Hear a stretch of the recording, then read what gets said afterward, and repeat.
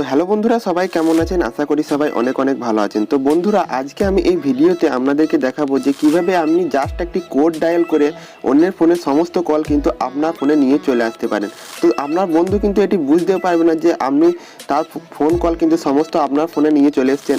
এটি আপনার বন্ধু কিন্তু বুঝতেও পারবে না। তো বন্ধুরা, এটি কিভাবে করবেন চলুন আজকে এই ভিডিওতে দেখিয়ে দিই।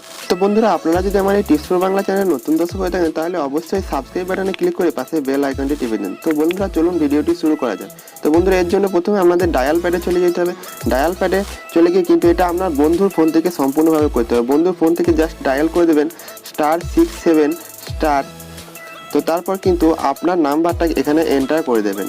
তো আপনার বন্ধুর ফোন থেকে আপনার নাম্বারটা এন্টার করে দেবেন। জাস্ট আমি আমার নাম্বারটা এন্টার করে দিচ্ছি। তো দেখতে পাচ্ছেন যে আমি নাম্বারটা সব কিছু এন্টার করে দিলাম। তারপরে কিন্তু আপনি জাস্ট হ্যাশ টিপবেন। দেখতে পাচ্ছেন যে এখানে নিচে হ্যাশ আছে, হ্যাশ টিপবেন। হ্যাশ টিপে দেখবেন কল করে দেবেন একবার।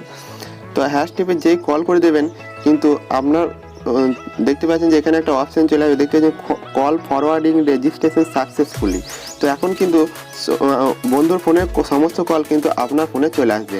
তো বন্ধুরা, এখন এই কল ফরওয়ার্ডিং অপশনটি আমরা চালু হয়ে আছে নাকি কী করে দেখবেন, জাস্ট *67# লিখে দেবেন।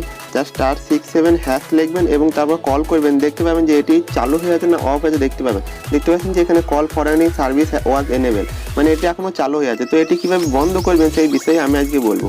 জাস্ট সেটি বন্ধ করার জন্য জাস্ট আপনি ডায়াল করবেন #67#।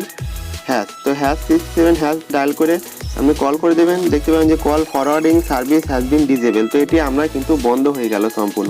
তো ভিডিওটি ভালো লাগলে অবশ্যই লাইক, শেয়ার এবং সাবস্ক্রাইব করতে ভুলবেন না।